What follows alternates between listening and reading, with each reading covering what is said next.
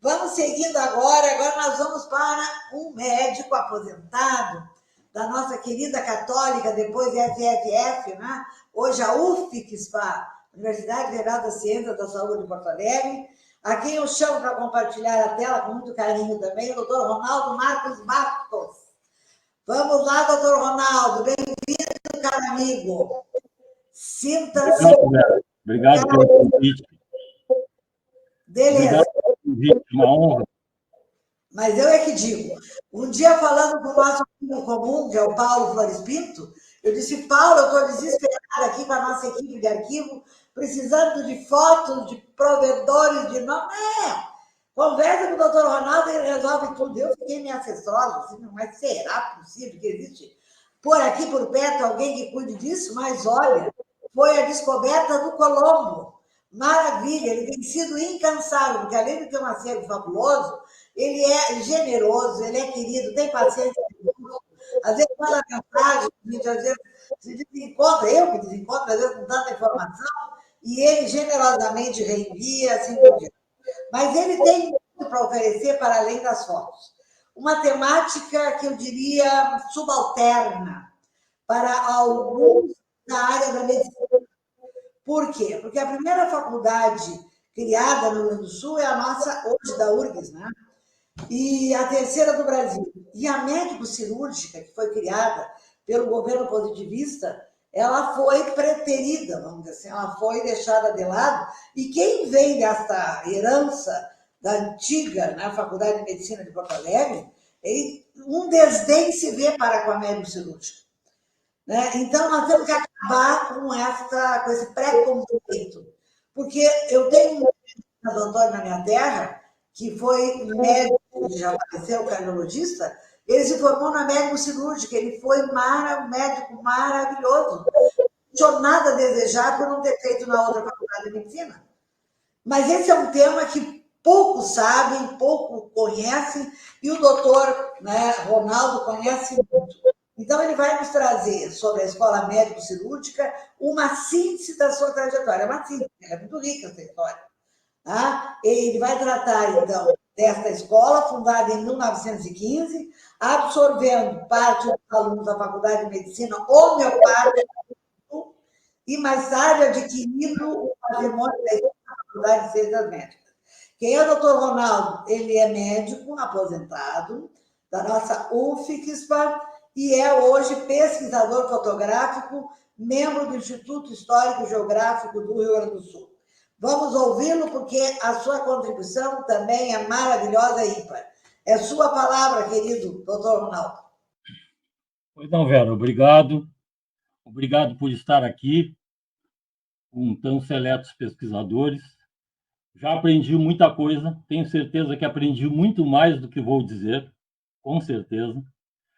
Mas falar sobre a médico-cirúrgica é necessário que, primeiramente, se veja o contexto que vivia o Rio Grande do Sul nessa área, naquela época da Primeira República. Né?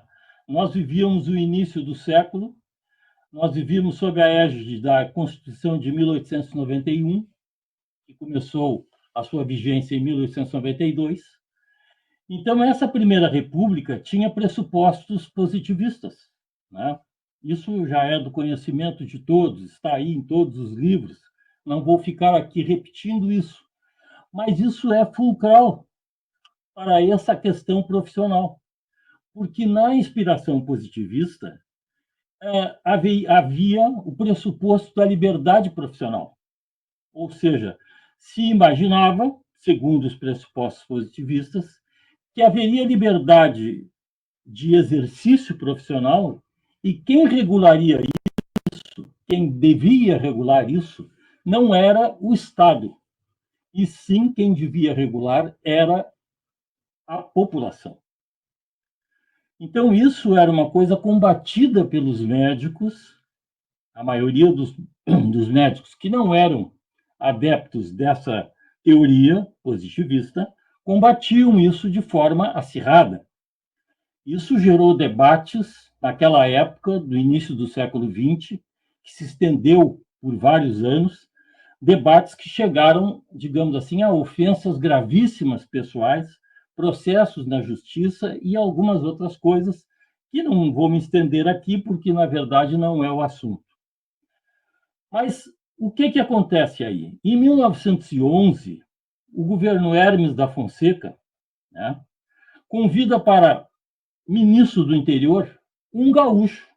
Ele, Hermes da Fonseca, também gaúcho, de São Gabriel, né, convida o Dr. Rivadavia Correia para ministro do interior. Rivadavia Correia era também um positivista, também republicano, adepto do exercício profissional com liberdade. E aí ele bota uma lei, né, que ficou conhecida no Brasil inteiro como Lei Rivadavia Correia, que é o Decreto 8.659, né, de 5 de abril de 1911. Eu não vou, evidentemente, esmiuçar o decreto, mas para vocês terem uma ideia, ele ratificava aquilo que continha a Constituição positivista de 1800, com inspiração positivista nessa área de 1891. Bom, isso gerou um acirramento maior ainda aqui no Rio Grande do Sul, por quê? Porque o Rio Grande do Sul era o único estado da federação em que nós tínhamos esta configuração. Os outros estados já adotavam outros sistemas, já a medicina tradicional francesa, enfim, medicina em 6 anos, com currículo básico, currículo mínimo, uma série de coisas, né? Que aqueles que são médicos e evidentemente alguns estão nos ouvindo agora, sabem do que eu estou falando, né? Na verdade, então, esse decreto permitia a abertura de cursos livres de medicina e de outras profissões também, mas o problema fulcral era a medicina, né? Então, o que acontece? Nessa turbulência, funda-se em Porto Alegre, em 1914, por um grupo de profissionais de alto nível, né? Alguns não médicos, outros médicos, né? A Faculdade de Medicina Homeopática. Ela se funda em janeiro de 1914, neste prédio que aparece aí, né? Ficava na rua Riachuelo, número 301, lá próximo da Igreja das Dores, certo? O prédio já não existe mais. Tá? E esses homens que aparecem aqui no slide foram os principais fundadores. Entre eles se observa o Dr. Inácio Capistrano Cardoso, que está aqui, aparece aqui. Ele era o principal homeopata do Rio Grande do Sul, com certeza, irmão do Licínio Cardoso, também homeopata, que vivia no Rio de Janeiro, né? E outros tantos, e tínhamos a figura do padre Roberto Landel de Moura como um dos fundadores, porque o padre Roberto Landel de Moura, mesmo não sendo médico, era homeopata. Seu irmão, formado na primeira turma da Faculdade de Medicina do Rio Grande do Sul, também estava na fundação. Bom, essa faculdade teve uma grande cisão já no início do seu funcionamento. Isso porque ela teve 105 matrículas na primeira entrada. Vejam bem, isso para a época era uma maravilha. E gerou um volume financeiro muito grande. E alguns médicos da congregação, e aí, diga-se de passagem, foram os alopatas que estavam também participavam, que quiseram fazer isso, eles quiseram dividir esse dinheiro entre eles, o que era proibido pelo estatuto, porque estava previsto que durante 1 ano ninguém receberia vencimentos. Bom, isso causou uma cisão, causou uma saída de médicos. Alguns fundaram uma faculdade chamada Faculdade de Ciências Médicas e outros saíram para fundar a Médico Cirúrgica. Bom, a Médico Cirúrgica foi fundada, então, em janeiro, mais especificamente 7 de janeiro de 1915, por esses médicos aí. Tem mais uns 2 ou 3 que eu não consegui imagens, então só trago a imagem daqueles que foram os fundadores e que eu consigo imagem. E nós tivemos como primeiro diretor dessa faculdade o Dr. Ernst von Bassewitz, que era um médico alemão, radicado aqui no Rio Grande do Sul desde o século XIX, no final do século XIX, e que era um grande médico, era muito conceituado. E ele, então, é levado a primeiro diretor da escola. Aí vocês imaginem que já começaram as perseguições, já começaram enfim, as brigas, notícias de jornal desqualificando a faculdade, uma série de coisas estão aí nos jornais para que quem que se interessar mergulhe nisso e vai ler e vai entender esse contexto. A primeira sede ficava na Rua General Vitorino, né? Ali bem próximo, né? Entre a Doutor Flores, né? Entre a Doutor Flores e a Vigário José Inácio. Só que esse terreno ele dava frente para a Rua 2 de Fevereiro. A Rua 2 de Fevereiro é hoje a Avenida Salgado Filho. Ela foi aberta no final da década de 30, né? Foi demolido todo um lado, e ela foi, então, aberta, né, para formar a Avenida Salgado Filho, que nós conhecemos hoje. E era ali no número 226, hoje, da Salgado Filho. Então, quem passar ali pelo número 157 ou passar pelo número 226, de uma rua ou de outra, vai ver que naquele terreno ali existiu a Faculdade Médico-Cirúrgica. Essa era a casa que dava para General Vitorino, e aquela casa ali, vejam bem, ó, em detalhe aqui, era aonde ficava a policlínica, era o atendimento à população. Era um atendimento gratuito, tanto odontológico, quanto médico, e quanto ao aviamento de receitas farmacêuticas. Então, era uma policlínica que funcionava durante 10 horas por dia, no primeiro momento, 10 horas por dia, e tinha também no seu, digamos assim, no seu interior, os 2 laboratórios iniciais que a faculdade teve, né? Que foi um laboratório de química biológica.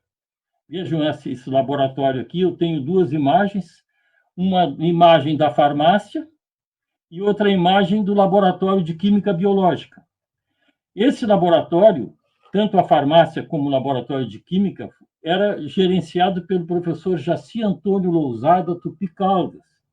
Ele era um famoso químico farmacêutico de Porto Alegre e aceitou montar e dirigir o serviço de química biológica da Faculdade de Medicina da Médico-Cirúrgica de Porto Alegre.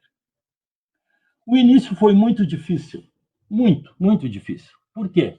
A própria Santa Casa se nega a receber os alunos da Escola Médico-Cirúrgica.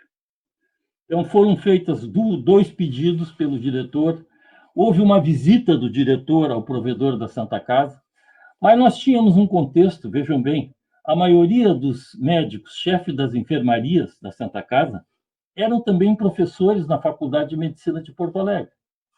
Então, dificilmente eles iam permitir isso aí, já que combatiam acirradamente a médico-cirúrgica, né?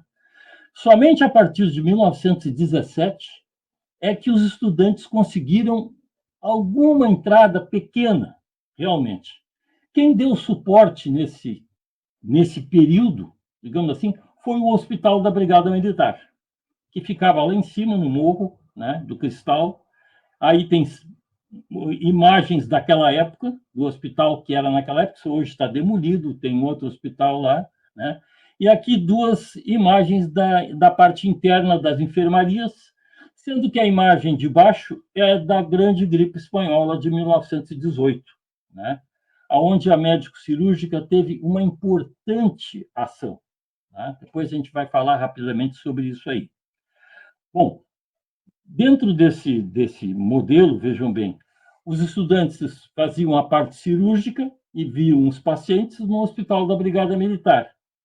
E em 1 ou 2 enfermarias da Santa Casa era permitido a afluência de poucos estudantes, né? Enquanto que para a Faculdade de Medicina de Porto Alegre, a Santa Casa sempre foi franqueada, né? Então houve essa grande dificuldade. Eles não, eu vou voltar para o anterior, que eu vou falar alguma coisa antes. Entre esse período de 1918, 1917, até 1930, até 1928, vigorou aqui o governo positivista da Primeira República, né? Com Borges de Medeiros no poder, o que dava uma certa sustentação para a faculdade. No momento em que Vargas assume o governo no lugar de Borges de Medeiros, em 28, e depois imediatamente se alça na Revolução de 30 e vai para o poder como ditador, né? O que nós temos? Nós temos uma mudança desta visão da medicina como ela estava configurada. Aí se cria o Ministério da Educação, e a partir daí as faculdades precisavam estar equiparadas a um modelo de medicina que era o vigente anteriormente. E aí a médico-cirúrgica é fechada em 1932. Ela tem um decreto de fechamento que ela consegue reverter por ações políticas, enfim, por modernização de algumas coisas que eram pedidas. Por exemplo, o curso passou de 3 anos para 6 anos. Isso era uma exigência que foi colocada naquela época, né? Eu não estou fazendo juízo de valor aqui, se é correto formar um médico em 3, 4, 5, 6, não estou fazendo esse juízo. Estou mostrando que muitos médicos que se formaram em 3 anos foram excelentes profissionais. É só isso que eu vou dizer. Tá? Então, eles reverteram esse fechamento e partiram, então, por uma modernização da escola. Tá? Nesse período que existiu entre 32, que foi o fechamento, e 39, eles se recapitalizaram, trouxeram algumas pessoas que aportaram valores, e eles, então, compram um prédio na esquina da General Portinho com a Duque de Caxias. Esse prédio que está aqui, que existe ainda hoje, ele está preservadíssimo na sua arquitetura. Claro que internamente ele está completamente mudado, né? Porque ele está adaptado para a Justiça Militar Federal, que foi quem ficou com o prédio depois que a Faculdade Médico-Cirúrgica fechou. E aqui está o prédio em 1939, quando foi comprado pela congregação da Faculdade Médico-Cirúrgica. Esse prédio é de tal magnitude, beleza, eu vou mostrar pouca coisa dele por dentro, porque não temos imagens melhores, né? Mas para vocês terem uma ideia, o terreno ia até a Fernando Machado. Ou seja, tinha toda uma parte por trás que podiam entrar veículos, cadáveres, enfim, todo o serviço, digamos assim, da faculdade podia funcionar ali. Os laboratórios foram trazidos, né? Ou seja, houve uma grande modernização da médico-cirúrgica. Vejam aqui 2 vistas internas, vejam o salão, uma sala grande, né? Vejam aqui as escadarias, o requinte do prédio, né? E aqui 2 imagens do laboratório de fisiatria, que na época era chamada de eletricidade médica. Era o nome que se dava para a atual fisiatria. E muitos desses procedimentos hoje estão a cargo da fisioterapia, né? Já não estão mais na mão dos médicos, e sim da fisioterapia. E o doutor Gabriel Pastor, um grande médico gaúcho, foi o primeiro fisiatra do Rio Grande do Sul e tentou levar o seu conhecimento em fisiatria, em fisioterapia, em recuperação física. Na época chamavam de eletricidade médica, era o termo que se usava. Ele foi, na verdade, o primeiro fisiatra do Rio Grande do Sul, o primeiro médico a se formar em fisiatria. E foi aceito pela Faculdade Médico-Cirúrgica e montaram um serviço, do qual eu tenho aí 2 imagens, eu tenho outras imagens, mas não dá tempo de mostrar. Tá? Então, aqui vocês veem o Dr. Gabriel Pastor, eu consegui uma imagem dele, né? Ele foi um grande médico, prestou grande serviço e deixou um legado. Também em 39, dentro do seu processo de modernização, a faculdade negocia com a prefeitura um terreno na Avenida João Pessoa. Para vocês terem uma ideia onde ficava esse terreno, hoje quem conhece ali o shopping João Pessoa, ficava naquela área ali do Shopping João Pessoa. Tá? Eles encomendam para a firma Barcelos e Companhia, que era uma grande empresa de engenharia de Porto Alegre, um projeto de um hospital-escola. E eu consegui a planta desse hospital, e aqui vocês podem observar a magnitude do prédio. Né? Esse prédio chegou a ser, em 1941, iniciado, segundo descrições de jornais. Chegou a ter o terreno cercado, chegou a ter fundações, né? Algumas fundações, mas a faculdade continuava tendo uma perseguição implacável. Né? E agora essa perseguição vinha também do governo central. Getúlio Vargas manda, em 1942, ele manda uma comissão. Eu digo Getúlio Vargas porque, evidentemente, havia uma pressão sobre o Getúlio. Né? Pressão de médicos do Rio, de São Paulo e também os daqui. E o ministro era Gustavo Capanema, um mineiro, agora já ministro da Educação. Ele manda, então, uma comissão vir avaliar as condições da faculdade da médico-cirúrgica, que já tinha, inclusive, trocado de nome. Em 1939, ela passa a se chamar Faculdade de Medicina do Rio Grande do Sul. Quem sabe, para fugir daquele estigma da médico-cirúrgica, eles mudam o nome, a congregação aprova, e passa a se chamar Faculdade de Medicina do Rio Grande do Sul. A comissão vem, considera que tudo isso que foi feito não era suficiente, e alguns meses depois, em 15 de junho de 1943, sai publicado no Diário Oficial um decreto de número 12.570, que simplesmente extingue a médico-cirúrgica. Então, vocês vejam que houve aí uma coisa extremamente draconiana. Por que eu digo draconiana? Quando se fecha uma instituição de ensino, nós temos que pensar naqueles alunos que estão cursando.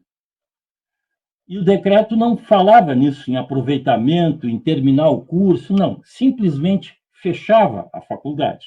E ela fechou. Isso é uma coisa realmente para ser estudada. Eu acho que se disse pouco até hoje sobre a médico-cirúrgica. Né? Depois, se tivermos perguntas, eu posso estender algumas opiniões que eu possa ter sobre isso. Né? Aqui não cabe, porque não temos tempo. Senão a professora Vera me corta, me tira do ar. Né? Vejam bem, entre 1915 e 1939, esses foram os dados que eu compilei. Tá? A faculdade formou 193 médicos, 47 odontólogos, 31 farmacêuticos. Eu falo até 1939 porque foi o período que eu consegui dados. Depois disso eu não consegui mais. Tá? Então eu não tenho como trazer aqui. Certamente houve algum aumento aí em cima desses dados aí. As consultas na policlínica, o número de consultas foi de 387.038, sendo que durante a gripe espanhola de 1918, a policlínica trabalhou durante 2 meses, 24 horas, e recebeu elogios não só da imprensa local, da população, mas também da imprensa nacional.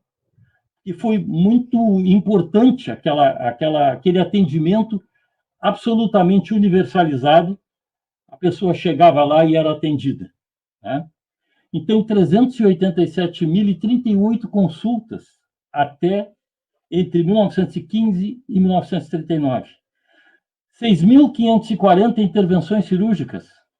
Aí, claro que inclui-se, de repente, retirada de quistos, enfim, não são só intervenções de grande porte, intervenções em geral. E foram aviadas, ou seja, foram montadas no laboratório receitas no número de 31.723. Então, vocês vejam que isso é um número que mostra a inserção social que a médico-cirúrgica teve. Agora, evidentemente que ela foi fechada, e aí eu acredito que se insere questões políticas, né? Quem sabe alguma outra questão estrutural possa se levantar, mas qual é a universidade, qual é a faculdade que não tem questões estruturais para serem resolvidas? De repente, se pensamos um ponto, fechamos por causa daquilo, eu deixo isso no ar para os pesquisadores da área, que eu tenho certeza que tem muitos já fizeram trabalho sobre a médico-cirúrgica, né? E sobre o contexto da medicina naquela época. Eu, quem sabe, esteja fazendo mais um mosaico virtual do que propriamente trazendo dados novos, né? Mas ela se foi, mas ela deixou um legado que eu considero importantíssimo, principalmente nos tempos atuais, quando nós estamos combatendo as desigualdades, combatendo o racismo, né? Nós temos um legado que é um legado que eu considero assim precioso. Dr. Alcides Feijó das Chagas Carvalho, que aparece aqui à esquerda, foi o primeiro médico formado no Rio Grande do Sul. Ele se formou em 1917 pela médico cirúrgica. Vocês vão dizer, bom, mas como 1917 se ela abriu em 1915? Só 2 anos? Não, ele veio da homeopática. Ele aproveitou, ele saiu da homeopática, aproveitou as disciplinas e se formou em 17 pela médico cirúrgica. E ele era um homem negro. Ele era pobre. Ele trabalhou na Santa Casa como auxiliar da farmácia durante um tempo e foi indicado pelo governo estadual, porque a faculdade permitia que o provedor da Santa Casa, que o governo estadual, que, enfim, algumas autoridades indicassem até 5 estudantes por cada 5 anos. Então, a cada 5 anos, 5 estudantes estudavam totalmente de graça. Estudantes pobres. Não falava em negros ou brancos, nada. Falava em pobres. E o doutor Alcides foi indicado pelo governo do Estado. Eu deixo aqui também para os pesquisadores algo que eu acho que foi indicação de Aurélio Veríssimo de Bittencourt, né? Que era ligado ao jornal O Exemplo, um jornal que defendia os negros, né? Também tivemos o doutor Arnaldo Dutra, formado em 1920, tá? E tivemos a doutora Maria da Glória César Bacevich,